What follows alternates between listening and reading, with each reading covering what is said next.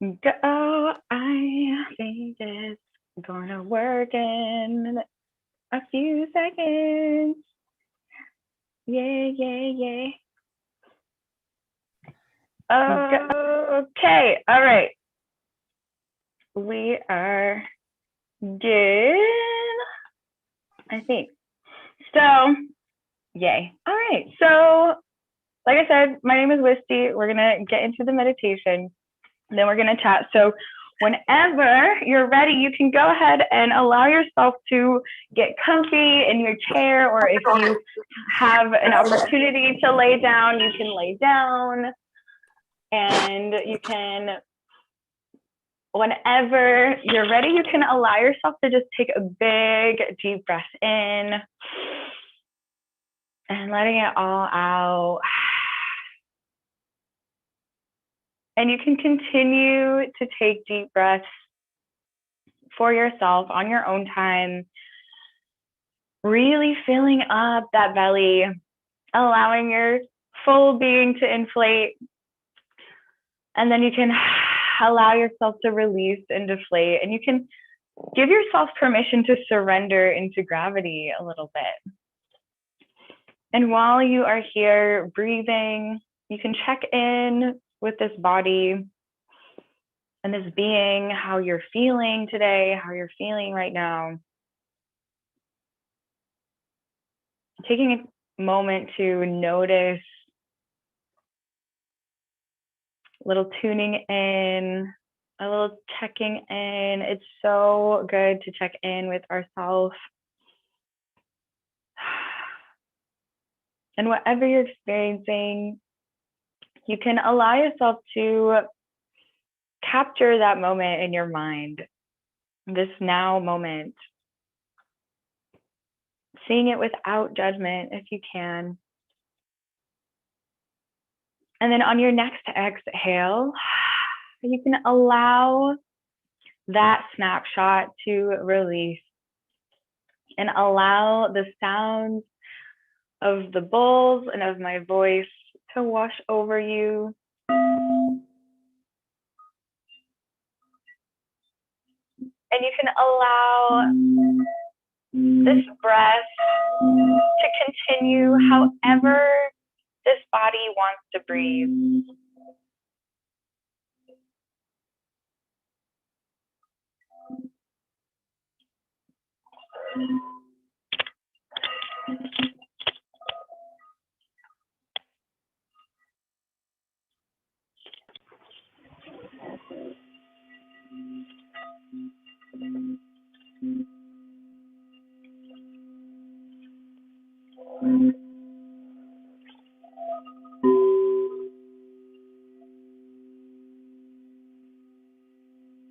And if you haven't yet, I invite you to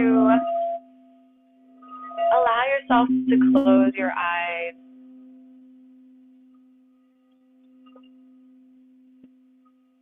Allowing the sounds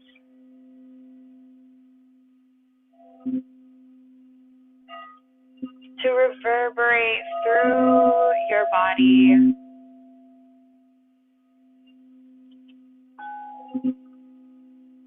Through every single cell.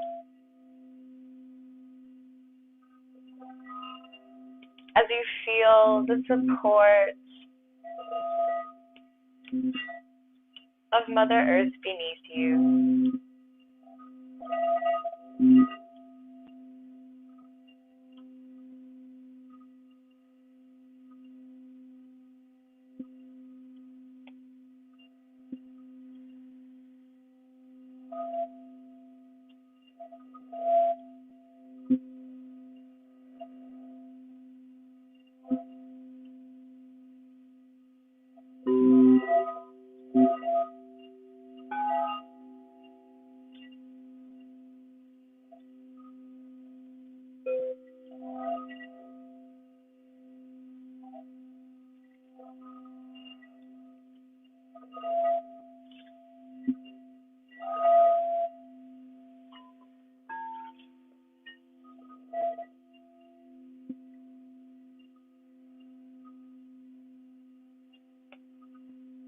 And as you continue breathing and relaxing and releasing, as you sink deeper into the earth,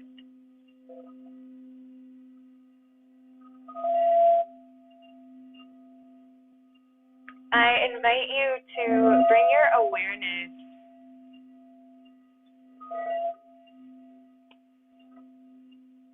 to your heart.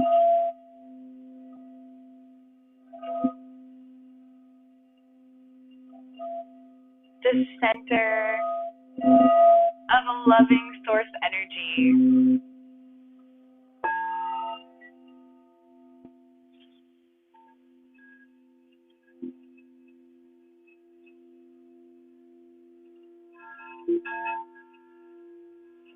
Allowing yourself to breathe and replenish this heart.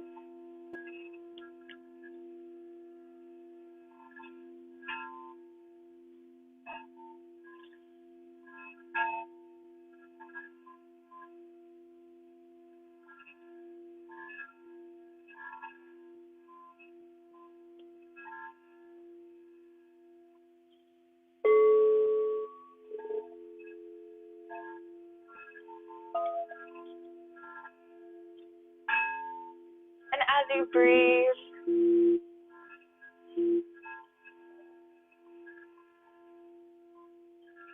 you can allow yourself to remember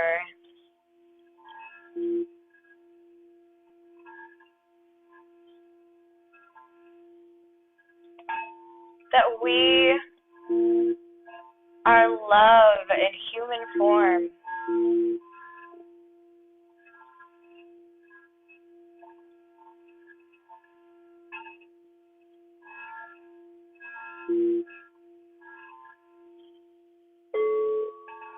And we are divinely supported by our higher self,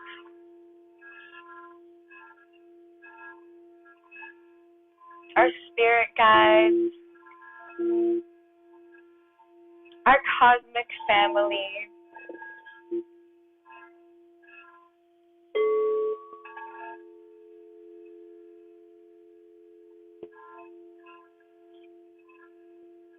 And we are the conductors of light.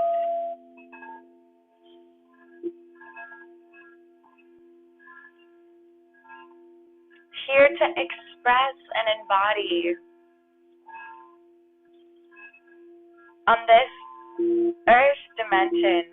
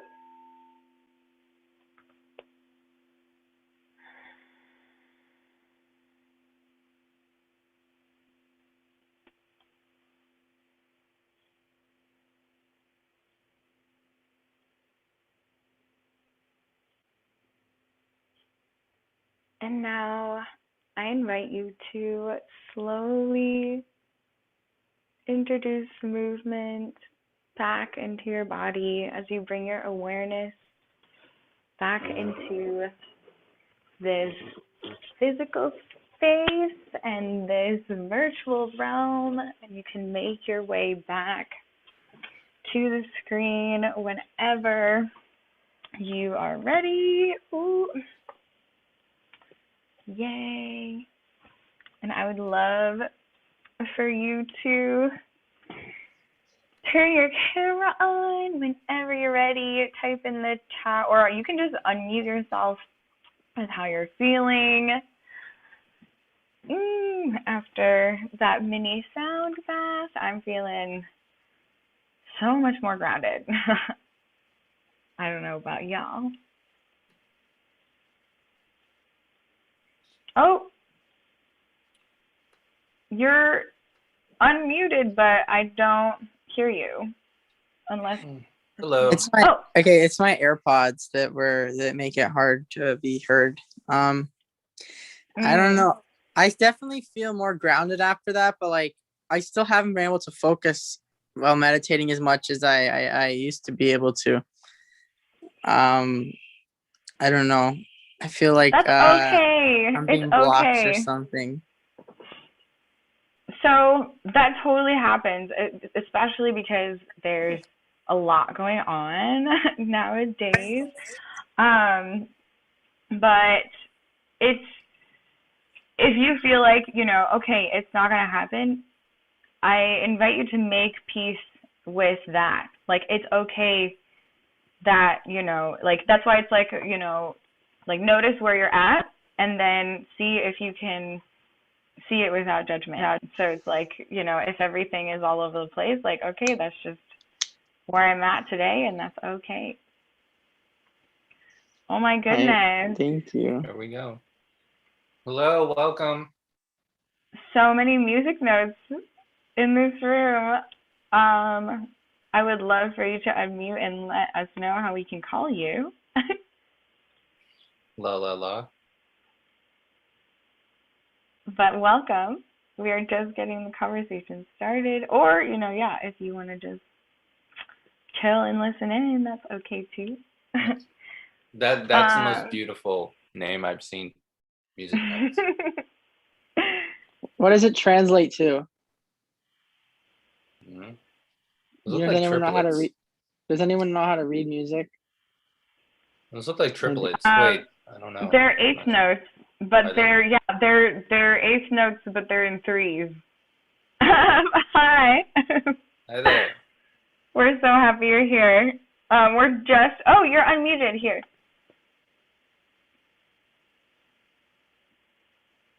I didn't know you're that cute. Like, really though, that's a compliment. I have a girlfriend. I'm having a baby with her, so I can compliment. That's just my personality, Cool. Very, very cool personality. Love it. So I get to go and find a new car. I get to go find a new car tomorrow. Wow. Awesome. Yeah, I got paid yesterday, and I'm super excited about it. Like, Katie's looking for an apartment. Amazing. Sorry, you guys make me all bashful. Oh my gosh. Well, we're happy to see you smile. Welcome. Okay, so I would love to dive into the topic. And today we're talking about timelines. Yes, timeline shifts and just timelines in general, or I would love to talk about time travel if we're into that, or if you guys have any experiences about that. But so, first of all, does everyone know what a timeline is? Is anyone like totally like, I don't know what's going on, but I am here to learn? Or I want to know like where everyone's at.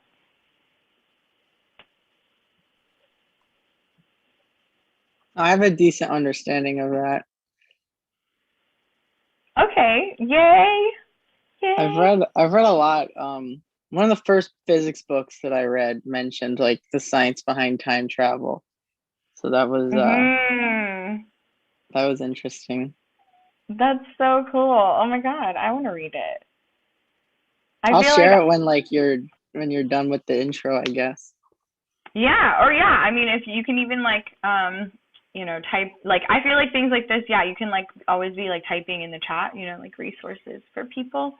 That's a good. What was the book called? Oh, I know what it was called. It was called a Spooky Action at a Distance, which was the nickname that Albert Einstein gave quantum entanglement. Which quantum entanglement. I'm listening. I keep echoing when I speak. Hello. It's probably because you're on my Bluetooth. Let me turn my Bluetooth off. Okay, there you go. Is that better? Okay, cool. Yeah. Is it a lot better? Here, I just barely got some headphones I could put in. Okay. Yeah, no, that's a lot better. So I don't know where to begin. I don't want to like take up because it might take a few minutes to explain all this, and like I know WISTY has something prepared, so I don't want to take up too much time. But no, I'm so honest. To be honest, like I'm feeling like a beginner with this. Like I'm still just diving in, and this is why like I want to open it up to everyone to share what they know. So what my explanation is going to be largely from a scientific perspective. I'm not as educated on it from a spiritual perspective, which is like most of my works that I'm only 20. Einstein says he knows nothing. Yeah. Yeah, that's what I like to do though. That's like my motivation for like what I'm going to do in the future is like I like merging a lot of scientific concepts with spirituality and like vice versa, because like quantum entanglement, for example. I don't know what that means. No, you're muted, Sam. Oh shit, I got muted. Okay, we hear you. WISTY had enough of me. I'm just kidding. All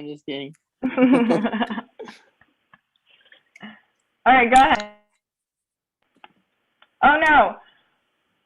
If I had a computer, this would be way better. When you're doing like you click something and then it happens. But we hear you now. Okay, so quantum entanglement is a phenomenon in quantum mechanics. I'm reading it like a Wikipedia definition. It's a phenomenon in quantum mechanics that I don't know. I don't remember the Wikipedia definition, but it's where to begin? So it's a phenomenon that Einstein initially proved mathematically back in like the 1930s in his theory of relativity. Well, it was later on proven through his. What's the relation? How do people relate with this? Like all together as one. Like how do we all relate? Like what is an example? I know I'm all excited. You gotta explain the background. Gotta explain the background first. It'll make sense once I get there. Yeah, you're way smarter than me. It actually does prove exactly what you just said, like the interconnectedness of the universe. That is something that is a conclusion. I gotta explain the why, the how. So it's something he initially mathematically proved, and it started out by analyzing how like through his mathematics the particles can be interconnected through space and time at an infinite distance. So like if one thing happened to one particle, it would happen to the other particle. So if you took a photon, which is a light particle, or an electron, or anything like that, and he didn't believe it was true. He was convinced that he had made an error in his math. He was just like, no, there's no way this is true. So he called it spooky action at a distance, which hence the name of the book that I shared, because he didn't believe it was true. He called it spooky action at a distance and was like, I'm 100% wrong. And it was funny because it was actually scientists were arguing with Einstein and trying to prove that Einstein was right. It's kind of funny that you like normally in science, like the person's trying to prove that they are themselves are right. But there was other scientists trying to prove that Einstein was right. And Einstein was trying to prove that he was wrong, and it was just a mathematical error. So this went on for a few years, and he died, he passed, and then there were experiments finally conducted on it in like the 1970s / like 1980s, like that era, and they they tested it, right? They tested the phenomenon. They had 2 electrons separated at different points in the experiment, and then they would add a light photon to one of the electrons, and it would instantaneously teleport between the 2 electrons. Like, it would instantaneously teleport between the 2 of them, which proves that quantum entanglement is a true phenomena. And 2, this proves that it proves that these things, that the teleportation is not happening through 3D space and time, because nothing can travel faster than the speed of light through 3-dimensional space and time, which means that there are like underlying dimensions that make up our reality where this instantaneous travel could take place. And this works anywhere in the universe. If I had an electron in my hand somehow, and there is some extraterrestrial being on the other side of the observable universe with an electron, and with them, it would instantaneously teleport.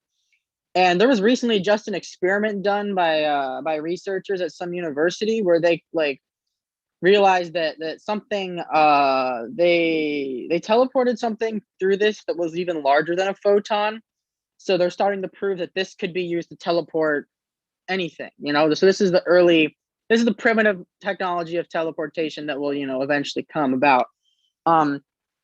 But anyway, so you could travel instantaneously through the underlying dimensions that make up space and time. And this is what string theory tries to do you mind if I pardon you? Yeah, I guess. No, I'm still trying to get used to like what dimensions are, because I perceive them way differently than like what it is to actually have a dream. Or like, to be honest with you, I was on the internet like last year, and I was going through recovery and everything, and like the shit I was seeing is happening today.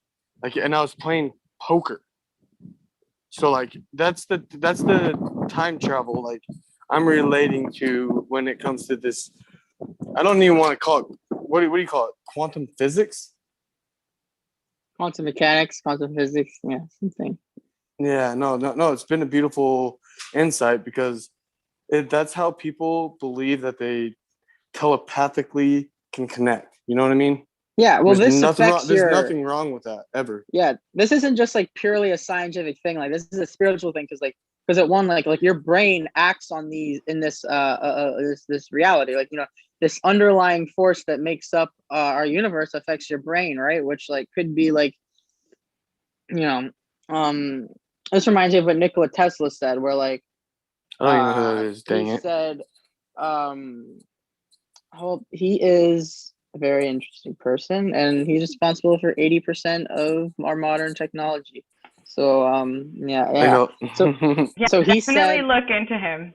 So he said, yeah, let me write it down. I'll get the name. I'll write it down in my journal. Nikola Tesla. While you do that, I will explain his quote. It was like, when science begins understanding the unphysical phenomena, it will make more progress in a decade than it has in all of its existence. So this is what I'm talking about. Like, this is the unphysical phenomena, or the metaphysical phenomena, or whatever his quote said, that will allow us to make rapid technological development. It'll also be rapid spiritual development. It'll be rapid, every development. Because you could theoretically travel through space. This is how, like, I don't know if you have seen like the UFO videos that are beginning to be declassified, but this is how those like UFOs travel. Like they instantaneously disappear. They don't travel like our airplanes do, like through the air. They travel with electromagnetic energy at its like purest form, and it acts as like, when it's traveling through 3-dimensional space, their craft just produces so much energy that the electromagnetic field is actually acts as an anti-gravity force around the craft, and because then that's what allows it to travel at insane speeds that we can't comprehend. That's a whole other discussion, because I don't even think I explained that well enough, but I just wanted to keep it like a how couple the hell seconds. Do you have that in your brain so well? I have no idea. This is actually funny. Like, this is actually pretty funny. I have no idea it's how beautiful. I know this. No, I love listening to it, believe me. like, but like I have I don't so many even questions. read that much. I don't even read that much. Like this just like comes into my brain, and I just like Really? regurgitate it. It reminds me of Aladdin. It reminds me of Aladdin, the magic carpet. You know what I mean? That's like what it was WISTY, relating can you help to. me like understand this? Why do I have such a detailed understanding of this without even like while I shouldn't? Without like, doing research? No, it's honestly such a gift. Like, and this is like people are You guys like are giving me waking goosebumps. up to this. Like a lot of it is a remembering, and I have a nicotine addiction. It sucks. You know, yeah. Touche. I mean, like, I smoke a lot of weed. we're also all still human. You know, like we're regardless of whatever our cosmic lineage is. Right now, we are human, and so it is okay. And whatever, you know, you are expressing yourself in this lifetime, like, is a gift. And the fact that you are able to, like, explain this so fluently is incredible. Like, you've done it much better than I could have. So thank you so much. You really think so? No, like, I remember she seems so my intelligent. Thank you. You really do. Thank you. No, I shared my reading with them last week, 2 weeks ago. And in the reading, it was my Starseed reading. It was the first one I've done, the only one I've done so far. And it said that here, because I'm gonna find like a paragraph on this specific phenomena. What am I doing? Where am I looking for? Oh, here we go. So,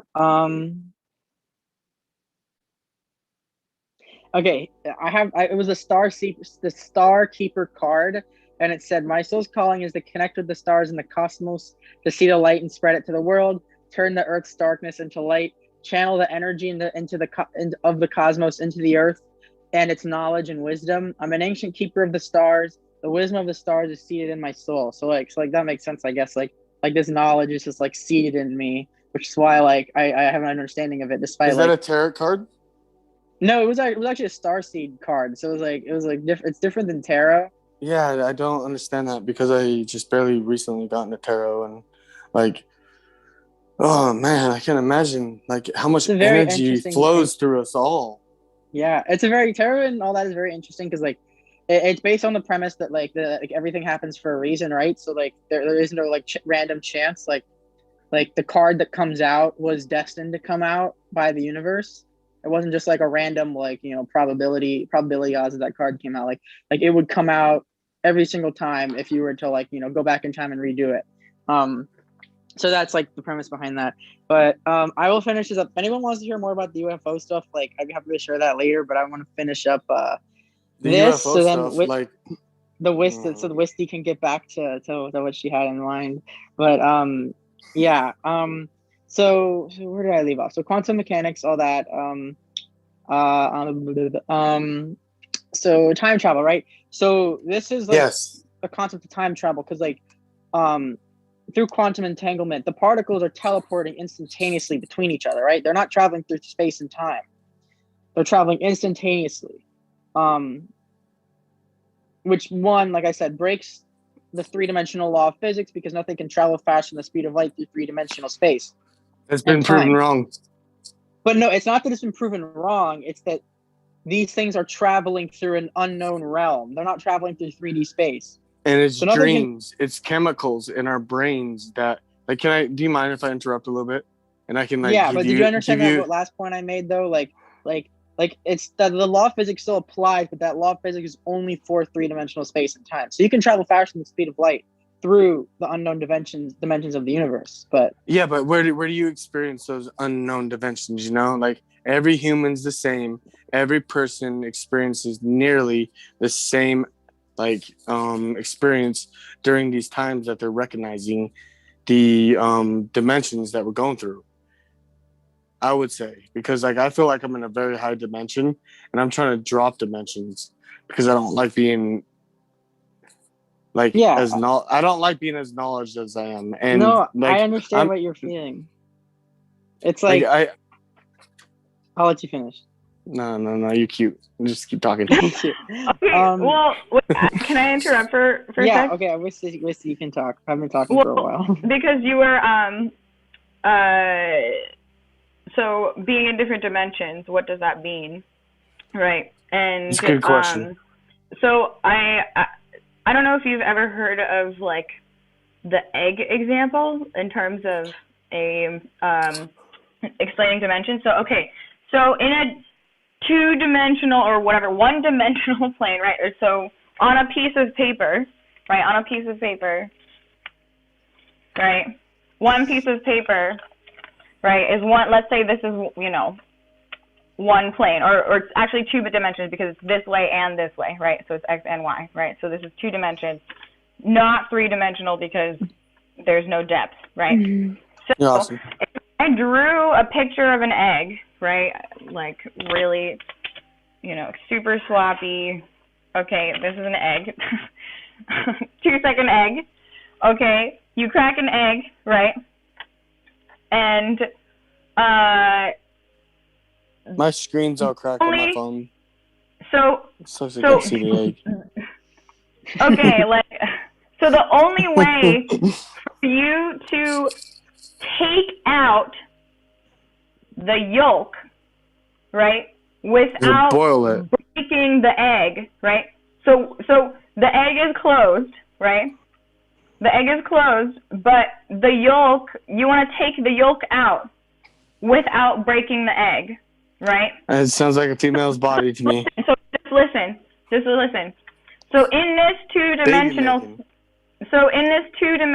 space, right, the only way for me to do that is if me who is 3-dimensional, right, me who is not a part of this 2-dimensional space, right, I can just cut out, right, like I can like cut out this little yolk piece, right, I can take it out. Right, I'm not touching the yolk or the actual egg border. Does that make sense? Am I making any sense right now? Yes, you are. Yes, you are. Yes, that makes sense. That is a great what's it called? To exercise. Yeah. So now this concept that I just explained, okay, we're gonna do it the same thing. 1 dimension up, okay? So, a real egg, a 3-dimensional egg, right? That is in 3D space. If I ask you, so if I ask you this in this 3D space, here, pretend that this is an actual egg, right? So, there's a yolk inside this egg. Eggs. There's a yolk inside this egg, right? I want you to take out the yolk of this egg without breaking the egg. In this 3 dimension, right? In this dimension that we are in, we wouldn't be able to do it, right? We have to crack the egg, right? The only way is if you are if there's a 4-dimensional or higher being. That's right? Magic. They could take out the yolk without breaking the egg, just like this, from 2 to 3, right? 3 to 4, it's really the same thing, but we can't comprehend, you know, physically 4th dimension because, or higher, right? Because okay, I feel you there. I feel you there. Do you understand what I mean? So, yeah. So in terms of like physically, like this 3rd dimension is the physical 3D depth plane, right? And the thing is, though, we are multidimensional.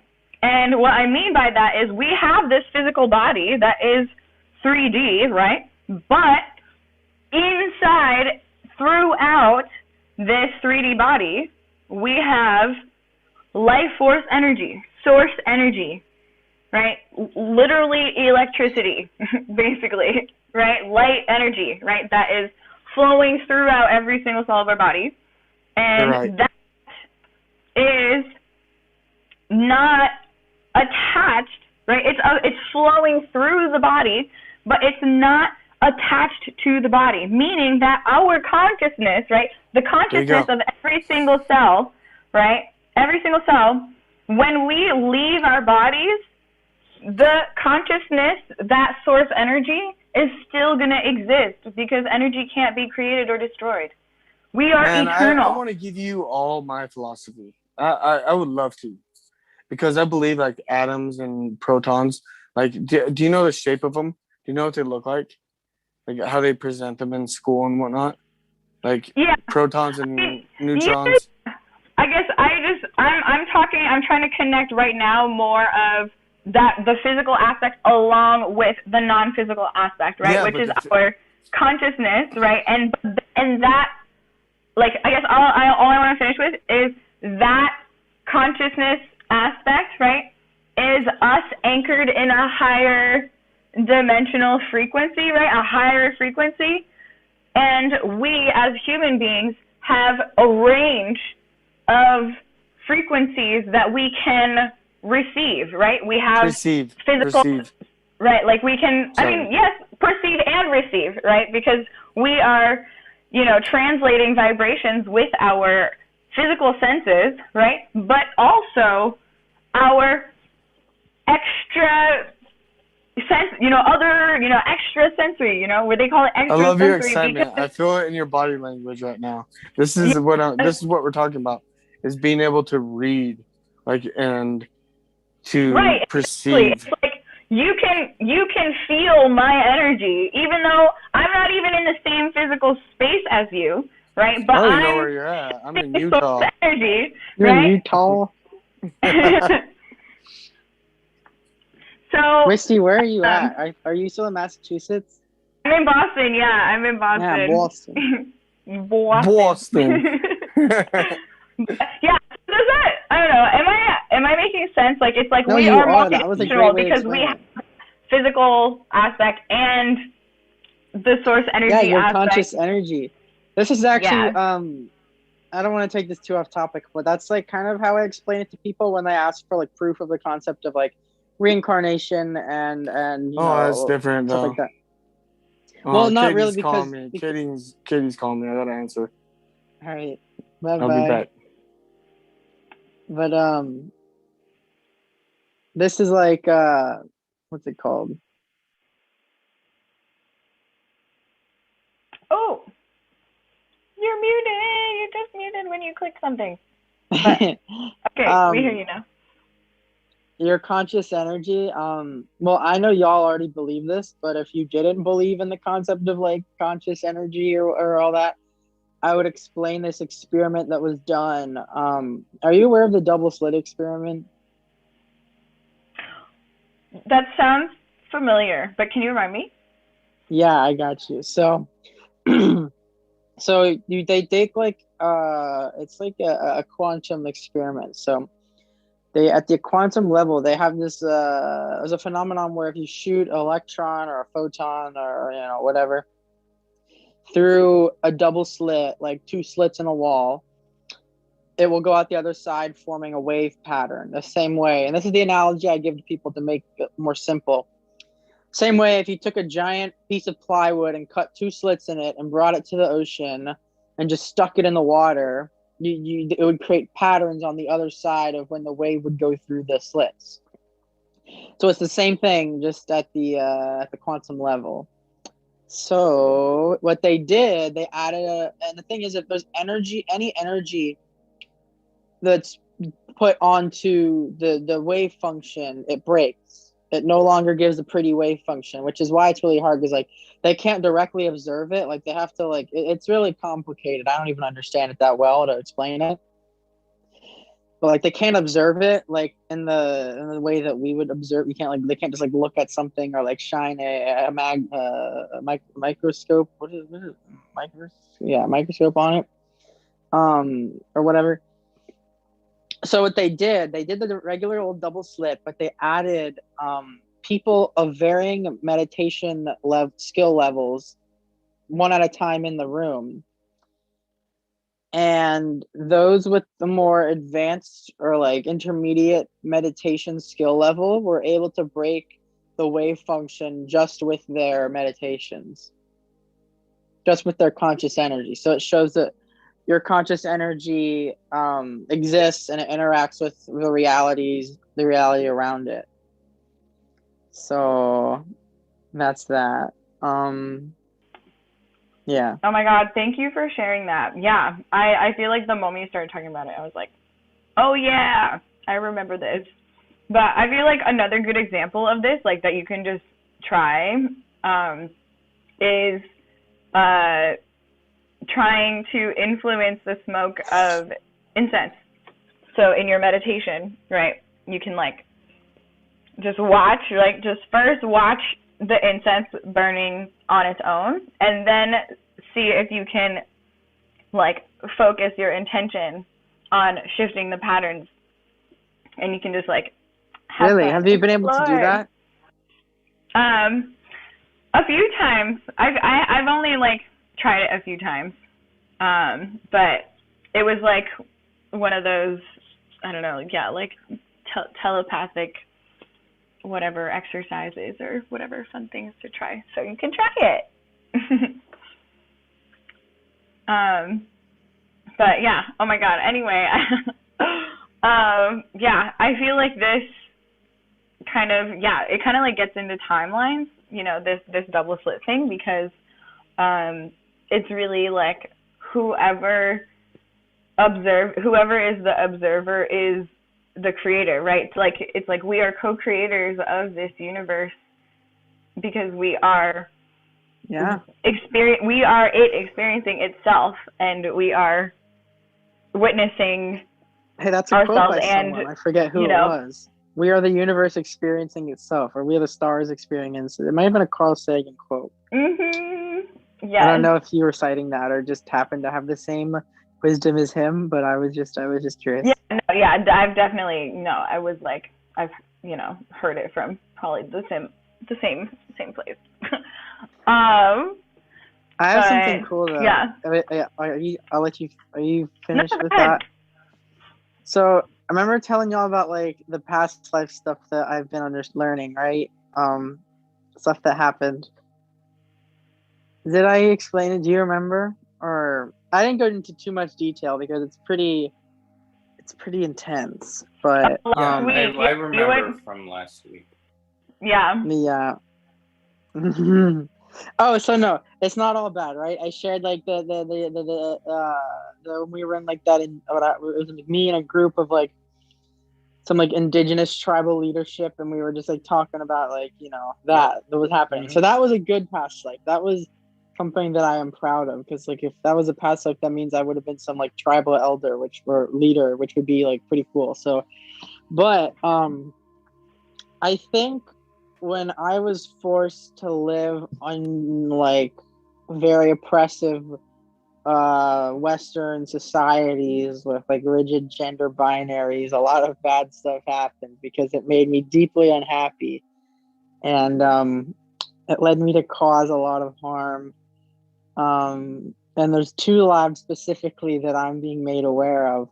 One of them I actually saw during my first LSD trip 2 years ago. My spiritual person that I like talked to, her name's Hera. I should invite her. She doesn't like go out to things that much, so I don't know if she'll come, but I feel like I should at least reach out. But she was telling me like she knows like she's been like some like authoritarian dictator in like a past life, like at least once. And I was like, that's interesting. And I'm like, wait a minute. I think I was too. That's why I had that dream, that vision while I was tripping. I thought I was just tweaking at the time. I was like, why am I seeing this? What the fuck is wrong with me? But years later, I'm like, wait a minute, that could have been a past life vision. Uh-oh. So yeah, that's that. Now with the second one, this was more recent. I guess there's only like 2 people on here, so I might share it. Do you want to hear it? Yeah, you can share real quick, and then we'll get back to timelines. I mean, really, this is kind of like connecting because it's like, different timelines anyway, or like different lives. I was gonna say like it relates with timelines once I explain this part. fuck. It's always hard. I've only told 2 people, and I always like. It's harder to tell people this than when I came out as trans. Like it's even harder to like I was this horrible person in my recent past life. You can share whatever you're comfortable sharing. Okay. I'll share it. There's only 3 of us on. Oh wait, it's recording. Can you stop recording it for a second? Is that possible? If not, it's okay. I'll just like wait till later. How about we save it till later? Okay. You can save it to the end and you can stop recording it at the end. Okay, thank you. Let's do that. Yeah. Sorry, I'm just like afraid.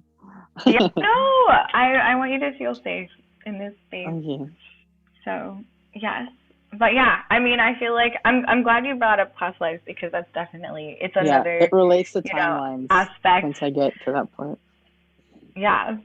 And like, I mean, I feel like even, in our own, in this one life that we are living right now, we have so many timelines, like basically infinite timelines available to us right now. And so we literally in every moment, this is how I see things as of now, is that in every moment we have an opportunity to choose what timeline we're on with every single decision that we're making. And so, even just like what you have for breakfast that day, and then or what you decide to wear that day or whatever. I don't know. Like there's so many things, or what you you decide to stop by the convenience store on your way back from work, and then turns out you run into someone that you haven't seen in 5 years or whatever. Those these kind of things, right? But so literally every moment we have an opportunity to shift into our desired timeline or optimal timeline, or really, so that's the key. It's if you can be deliberate about choosing the timeline that you want, that's when it gets really fun, because you are being deliberate, and then what you're in for, because you are setting a vibrational set point and then sending that out, and then you're expecting the reflection of that back into your own reality, right? But if you're not deliberate, then you're choosing whatever, and then you're going to get a whole mixed bag of experiences because of the different choices that you made and the timelines that you lined up with in those moments. Yeah, I have a question. Do you believe in the concept of parallel timelines? Like every single decision that you made, there's a new timeline, a new universe, or a new reality where it's different. I don't think I do, because I want to believe that everything happens for a reason, and there's significance to the timeline that we're in now, and it's not just one of infinite realities. I feel it's kind of a nihilistic view, to be this means nothing. There's infinite universes out there that are parallel to ours. I think there's the different dimensions that make up this universe, but I think those could be different realities. More advanced beings operate on a higher dimensional plane, which is why they had to reincarnate. That's why we have to reincarnate as humans to live here. Yeah, I mean, I wouldn't like to believe that everything is just one of infinite universes that exist. I like to believe that there is some significance. Also, it's sad to think about, because I easily could have died when I was 18. So to think if that's true, that means there's some parallel reality where I did end up killing myself.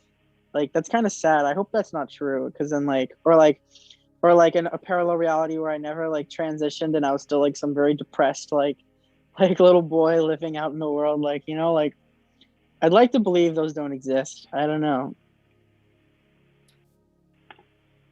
So I want to start by recognizing that there are multiple realities, right? Like you said, and so there is but to me, I see everything as potential.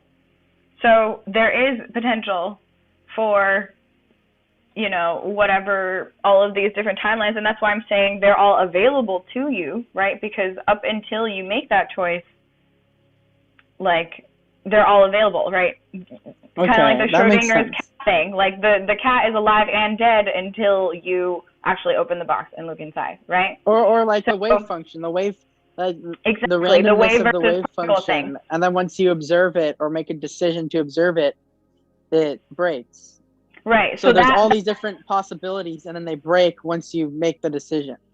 Right. And I think there's a documentary called What the Bleep Do We Know? And they kind of talk about this a little bit in terms of collapsing timeline. They call it like collapsing timelines or something like that. But it's really that collapsing is that observation moment, right? It's like the moment that you're witnessing what is actually happening. So it's like, okay, you make that choice, right? And then boom, you're locking yourself into that particular timeline of that moment. But again, that's just that moment, because then the next moment there's more, and the next moment there's more. Like, it kind of, you always have more available to you in every moment based on where you are. It's kind of like those like video games, you like everything is locked up at first, right? You don't like see, it's like locked, you have to unlock it, right? But then you like go a certain way, and then the things around those unlock, and then you like go a certain way. And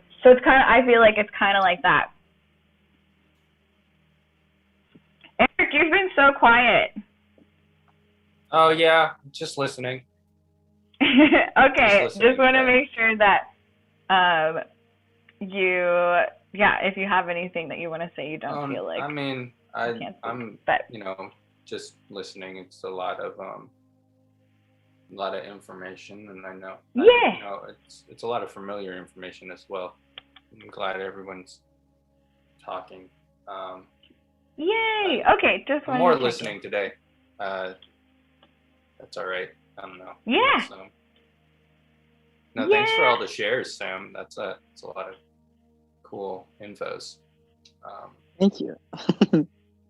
Yeah. I like master the knowledge more when I share it, you know, because like when I like, I don't think I've explained it to someone in a while, which is why I'm a little rusty on it, and I haven't read as much as I should be, so I'm a little rusty, but I'm happy to practice and explain things. Yes. Oh, yeah. I mean, honestly, really well. Thank you. Yeah. It's a good. Yeah. I mean, especially for like, you know, you only have like 45 minutes to really talk about something as complex as you know, time travel and quantum mechanics, quantum entanglement. Yeah, there already is like I think like you can travel through like space and time through the unknown like strings of the universe. So that's what string theory talks about. Like it uses strings as an analogy to describe like the unknown energy that makes up our reality. Right, vibrations. Yeah, like chords. Yeah, so you could theoretically travel through those, and the way you get from this human form to your energy being in that unknown realm that makes up the universe is you know the concept of like how black holes work? Yeah. So it's an infinitely dense point in the universe, and it rips through the fabric of space and time. And which is why, I don't know why. Not even light can escape. You can take this with a grain of salt. I'm just some random on the internet, but like just intuitively, I feel when you go like the other quote unquote the other side of the black hole is this unknown realm that makes up you just get, if you went through a black hole, your energy would just be transmitted to the underlying force that makes up the universe, like the strings per se. I think possibly your mass gets shredded up. I think. Yeah, when your physical body gets shredded up, but your energy, shredded up, and then you you know, where the other end of that is really interesting, right? I don't know. I intuitively just like feel that the other end of that is like the unknown strings that make the universe, because it's breaking, because the black hole is breaking. It's really just like breaking through the fabric of three-dimensional space and time. Right. When you would go through it, you would just enter the yeah. So now how that can be used for travel and stuff is how our technology could create that rip through space and time, but not like as drastic as a black hole, just like on a smaller scale. I'm just using that as an example. But it gets to Einstein's mass energy equivalence equation, where the more energy something exerts, the larger mass it gets. So like these UFOs that you see flying around, like 90% of them are like bullshit videos, but 10% of them are like very legit. At least 10% of them are very legit. Right, like the U.S. Navy when the Hornets were scrambling, when the thing blipped here and then it would blip to somewhere else. So this is how it does that. So, and again, I don't know why I know this, but I do, I guess. I don't know. It was the Tic Tac. It was the It has it. So it's if it's like actually pushing. It's real weird, right? Yeah, it has enough. So it exerts enough energy, electromagnetic energy, so that it basically exerts an infinite amount of energy that it just harnesses out of thin air. Like it harnesses energy out of the universe around it. Like it's interesting. It's not like it's not like they're filling it up with batteries or no. Dinosaur juice. It's looping. It's like anti-gravity, right? It's producing anti-gravity, and it doesn't matter what. It doesn't matter what matter it's in. It could be in water and that's how it can travel through water. It goes through any space, air. It doesn't matter. Because it's the difference between it and our crafts is our crafts are physically traveling by. Well, like a jet, requires lift, right? And lift. If you're a submarine, right? It travels through the medium of air, so it can't travel through water. It's pushing air, like a turbine engine is sucking up air and then pushing it out. So these crafts aren't speeds. anything like that. They literally just exert energy, electromagnetic, and the electromagnetic field around these crafts acts as an anti-gravitational force, which is why they can just hover and travel in any direction, any angle. Right. It's what happens is the way more energy than anything that we've ever seen. Then we can and the way they have that infinite amount of energy is they just harness it out of the universe itself. The same way a tugboat or what are those boats that operate on like spinning the wheel in the water, like their energy source is an infinite energy source because it's coming from the water, and once the water is used, it just goes back into the water. This is how those things operate. Which I don't think I've ever heard of these ships before. It's an old boat from like the 1800s that was used before they had like the diesel engines and stuff. It's like the boat had like a wheel like in the water, and the force of the water would propel the boat forward. That's interesting. And that's an infinite energy source, right? Do you know the name of that ship? What I don't know. WISTY is nodding. Do you know what it is?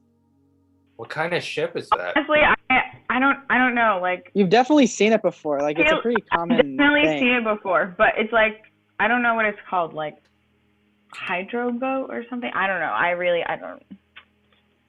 It's really but yeah. So the same way that boat just travels by water forward through its thing, like that's how like the way it has an infinite source of energy coming from the water. Like that's how these crafts travel. They just harness energy out of the universe itself, and they have an infinite energy source. They go wherever they want, and they travel as fast as they want. And the thing is that this is where the E equals mc squared equation comes, the mass energy equivalence equation. That's where this comes into play, because the more energy something exerts, the more mass it gains, right?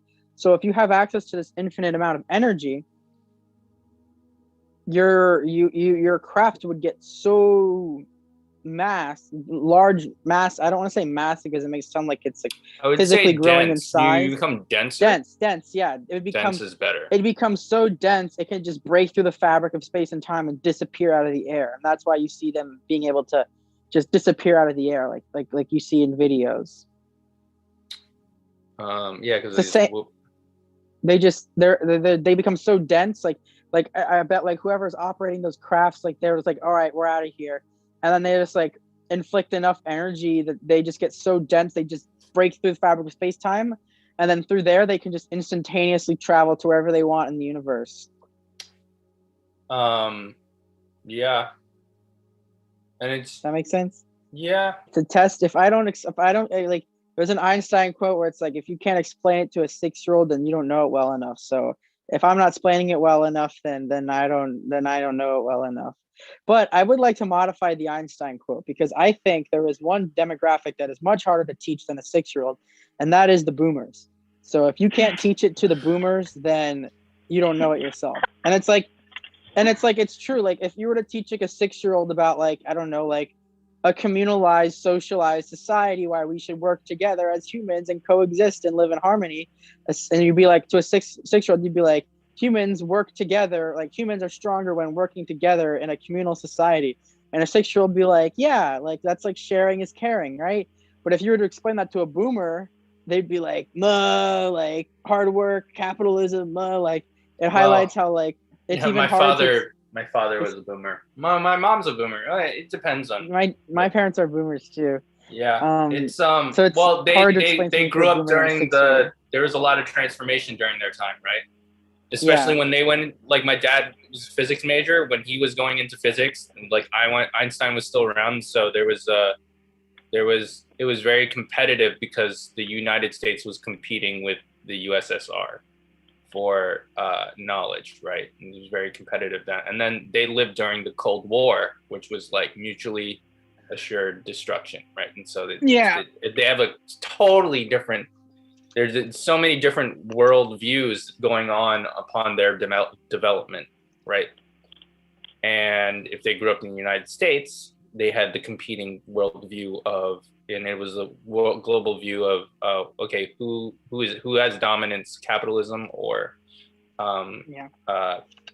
communist socialism. Yeah. Right? Just to clarify though, I don't know, like your views and stuff. Like, when I talk about like a communalized society, that's just like re-indigenizing the world to like the communalized way humans have lived for thousands of years. It's not like I want to turn the world into like authoritarian USSR. Oh, like, no, there's obviously a distinction. I just wanted to clarify that, because like in spiritual subreddits, like, and just like in non-political subreddits as a whole, like nobody has a problem with pointing out the problems of this world, right? Like everyone can point out the problems, right?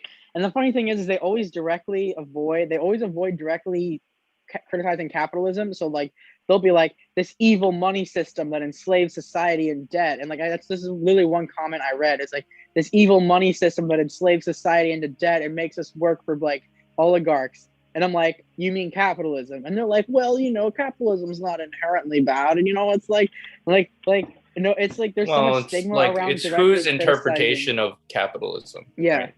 But it's like, it's just funny because like nobody has a problem with pointing out the problems of the world, right. But people, when you start talking about solutions, then they're like, and also a lot of conclusions that people draw, like when you don't fall, like for example, like when you look at the problems of the current world and your analysis isn't like, the way we got here is through like centuries of violent colonialism and just like religious chauvinism and just capitalism and all this evil, right? If you don't view that as the root problem, then you just go down extremely reactionary, conspiratorial paths, which is why if you don't see that as a problem, then you'll likely fall into some theory that's like, oh, it's not capitalism, it's not colonialism, it's the Jews, that they're the ones that are causing this problem. Which reminds me of a famous quote where it's like, anti-Semitism is the ignorant man's anti-capitalism. Because they'll be like, the Jews are a group of people who control the world, control money, control this. I'm like, no, that's just the capitalist class. Like some of them are Jewish, but like most of them are Christian. I'm like, all right, like 90% of like global elites are like white men. Does that mean you want to like genocide white men now? Like, like that's the point I like to make. I'm like, they're the ones who disproportionately control the power. But anyway, I'm kind of rambling, but like, my point is that there's always a lot of someone just points a finger at something that they dislike. Yeah, right. People don't want to come to the right conclusions, so then that leads them to go to like insane, like reactionary things. My aunt is an example of this. She's a spiritual, holistic type, but she is a Scientologist. She is a fervent Trump supporter, and she was a QAnon follower. My friend, she's it's a trifecta of cults, And I don't know much about QAnon. It's just like it's a reactionary cult. It's just like it's a worldview, and it's like it's the Jews behind all the problems we face. That's essentially what it is. And then my friend's mom is like this too. She's a very holistic spiritual type, but she also is like in that cultish thing, and they're both around the same age. Like my aunt is a boomer. My friend's mom is Gen X. So I feel like there's a lot of trauma in them from growing up in such an awful world. And it can lead them to these very, very harmful conclusions. Yeah, it's Cold War. Yeah. The Cold War was a very interesting, it was a really strange time. You even see the movies from that era and everything. Yeah, really. Well, I feel like, to be honest, this kind of fits in our topic in a weird way, because it's kind of like all of these, things built, people endured, and built up and, were expressed in these different ways, right? It's like we had all these different timelines available, but in terms of the collective, right? Like this is, like, it's like we were still at that point of being reactionary, right? And this is honestly, like, it's like, this is why we are here. Like, we're here to, help hold the vision of and help bring the solutions, right? There has, with everyone pointing out all of the problems of the world, right? We are answering the call of these problems with these solutions. And so, it's like we can, in every moment, we have an opportunity to line up with the problem vibration or the solution vibration. And ultimately, it's up to us.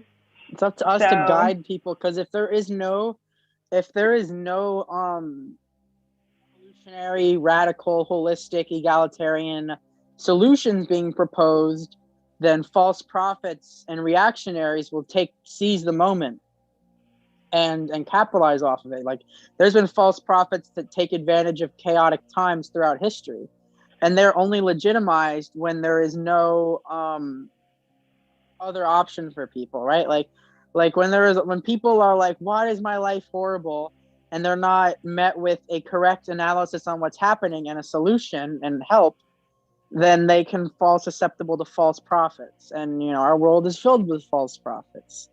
But like what you said, like everyone is like we're all like living in different timelines. Like there's generational timelines, like the boomer generation like has endured so many traumas that like we haven't. Like if I was a boomer, if I was born as a boomer, and like I guess I was at some point, I just ended up dying young.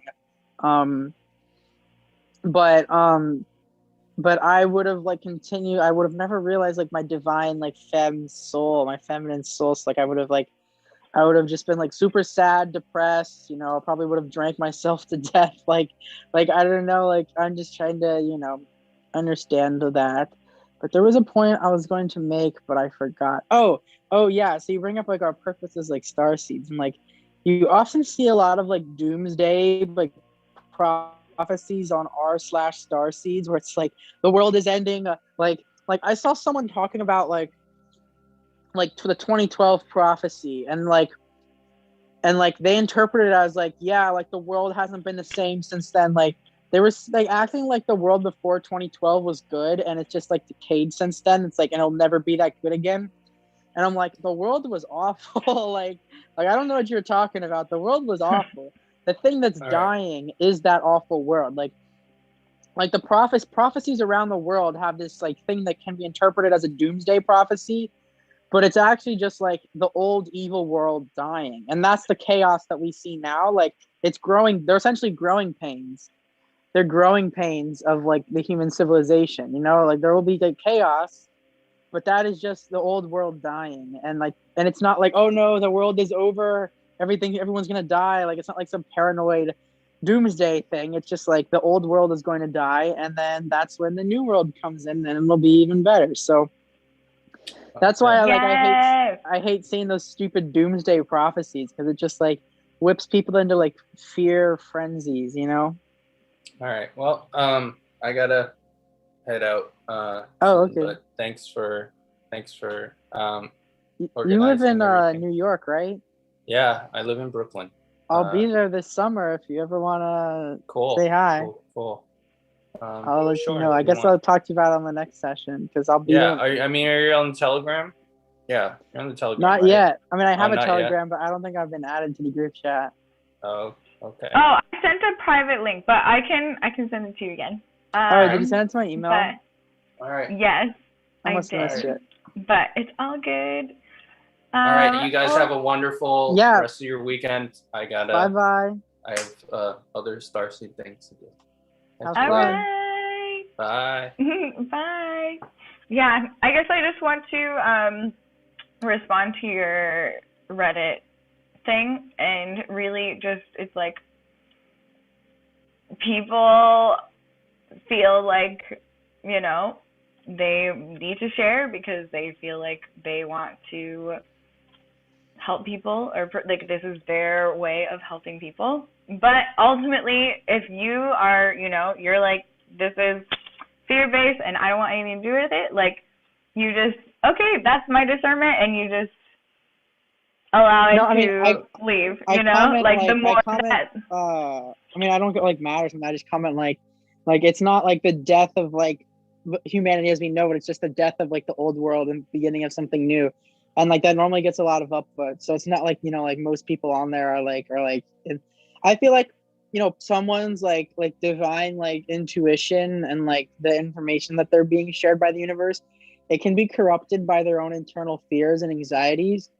So that's why they could be like, oh, I just got a message from the universe. The end is near. Like, you know, like it could be them. It can be their own internal fears and anxieties corrupting their like divine intuition per se.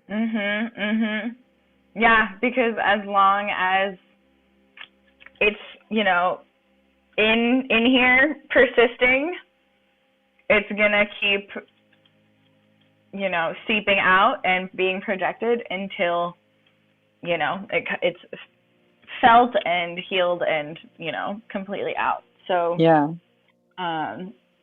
But yeah, I think as long as you are staying grounded in your knowing, you know, and doing your best to accept, you know, other people's perspective and just leave it at that. Like, especially Reddit, like, it's such a mixed bag. So, you know, I like to have my, like, reach out posts on Reddit just as, like, okay, I'm calling people in. And it's so funny, like, funny to me, like, there were many people that signed up today, like, over 2 pages of people that signed up, and, like, but like, vibrationally, you know, like, not everyone was lined up, and that's okay. And it's like, you know, now we also have this recording so they can, like, watch back or whatever. I have an idea though, because I feel like they probably forgot. So maybe, like, you add their phone number to the sign up list and they get, like, a text alert, you know? Because, like, some people miss text. Some people miss. Yeah, like, I miss emails a lot. Like, I miss my emails. I think, like, a text alert would be, like, would probably be better. Okay. Yeah, this is really good feedback. Yeah, I might end up doing something with texting there. But yay. Well, I'm so thankful for you to share all that you know about. Yeah. Like, can I share one more thing before you go though? Yes. Yeah. Actually, I'm gonna stop the recording now though. So, yay. So I have